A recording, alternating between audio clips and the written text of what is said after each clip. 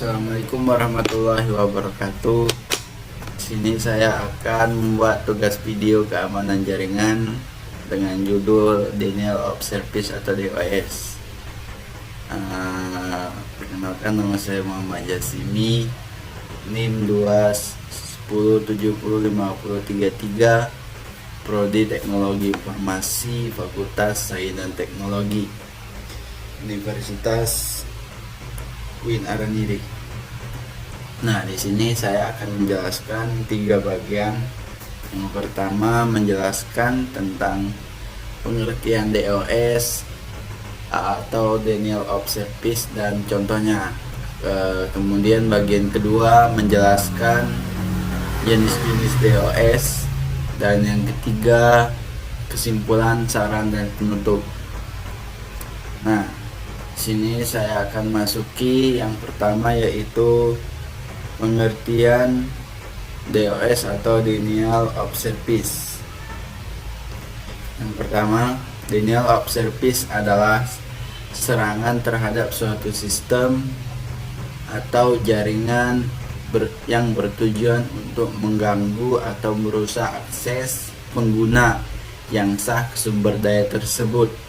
Serangan ini dilakukan dengan cara mengirimkan sejumlah besar permintaan atau data yang membanjiri sistem target, sehingga mengakibatkan penolakan atau gangguan dalam layanan yang disediakan oleh sistem tersebut. Serangan DOS dapat dilakukan dengan berbagai cara, seperti mengirimkan paket data yang berlebihan, mengirimkan permintaan yang meminta sumber daya yang tidak mungkin ada, atau membanjiri sistem target dengan permintaan yang memakan banyak sumber daya. Hasilnya dapat beragam, termasuk penghentian sementara atau permanen dari layanan sistem yang diserang, penurunan kinerja sistem, atau kerugian finansial akibat downtime. Nah, serangan DOS dapat dilakukan oleh individu, kelompok, atau organisasi yang memiliki niat jahat atau motif tertentu, seperti untuk merusak reputasi perusahaan. Nah, ini adalah contoh dari DOS tersebut. Kemudian memeras uang dalam bentuk ransom atau melancarkan serangan terhadap pesaing bisnis. Untuk melindungi diri dari serangan DOS, organisasi harus mengimplementasikan langkah-langkah keamanan yang kuat seperti firewall, atau dapat memblokir serangan dari permintaan yang dilakukan oleh DOS tersebut. Nah, di sini kita masuki bagian kedua, yaitu jenis-jenis DOS. Ada beberapa jenis DOS di sini. Di antaranya saya menyebutkan hanya beberapa. Yang pertama adalah serangan DOS dasar. Penyerang mengirim sejumlah besar permintaan ke server atau sumber daya komputer lainnya untuk menghabiskan sumber daya yang tersedia seperti bandwidth, CPU, atau memori, sehingga mengakibatkan layanan menjadi tidak responsif atau bahkan crash. Nah, ini dapat seperti contoh lain, maka suatu komputer tersebut apabila sudah diserang DOS maka akan blue screen. Yang kemudian ada serangan DDoS atau Distributed Denial of Service, penyerangan menggunakan banyak sistem yang sudah terinfeksi untuk secara bersamaan mengirimkan serangan DOS ke target. DDoS lebih kuat karena menggunakan banyak sumber daya, sehingga lebih sulit untuk diblokir atau ditangani. Oke, lanjut. Kemudian serangan amplification atau penyerangan memanfaatkan kerentanan dalam sistem atau protokol jaringan yang mengirimkan permintaan ke server yang diubah menjadi serangan yang lebih besar atau berlipat ganda.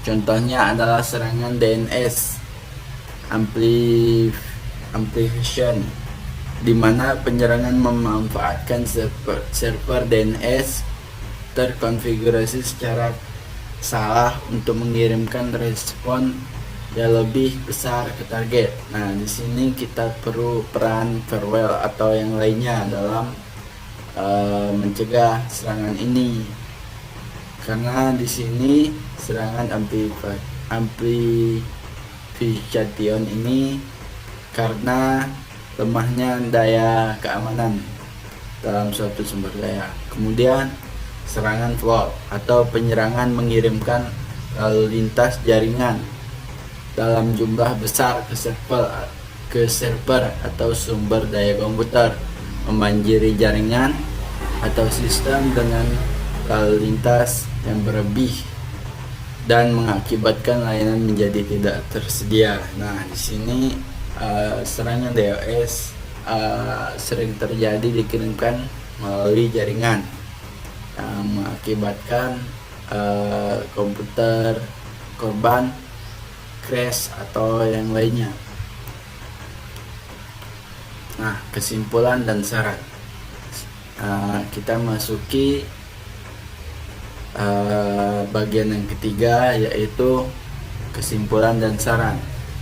Kesimpulan dari materi DOS adalah bahwa serangan DOS adalah upaya untuk membuat sumber daya atau layanan komputer tidak tersedia bagi pengguna yang sah, yang mana apabila kita memiliki suatu komputer, kemudian itu adalah device kita, kemudian ada serangan DOS dari orang jahat. Nah, di situ kita apabila sudah masuk DOS, maka kita tidak bisa lagi masuk ke komputer kita atau device kita tersebut. Ada beberapa jenis serangan DOS, termasuk serangan DOS dasar, serangan DDoS, serangan aplikasi, serangan plot, serangan spoofing, serangan zero day, dan serangan pengguna sumber daya terbatas. Nah, di sini saya tadi hanya menyebutkan beberapa contoh dari beberapa tersebut. Kemudian serangan DOS dapat menyebabkan kerugian finansial, kerugian reputasi, dan gangguan layanan signifikan bagi korban. Oleh karena itu, penting untuk mengimplementasikan praktik keamanan yang baik seperti penggunaan firewall, pemantauan lalu lintas jaringan, dan pembaruan perangkat lunak secara teratur untuk melindungi sistem dari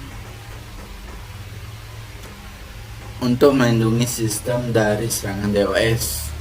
Selalu menghadapi serangan potensial dengan kewaspadaan dan tingkat pencegahan yang sesuai adalah langkah penting dalam menjaga keamanan sistem dan layanan komputer. Nah, di sini adapun untuk mencegah serangan DOS itu bisa saja menggunakan firewall, pemantauan lalu lintas jaringan, dan pembaruan perangkat lunak secara teratur untuk mencegah serangan dari DOS tersebut.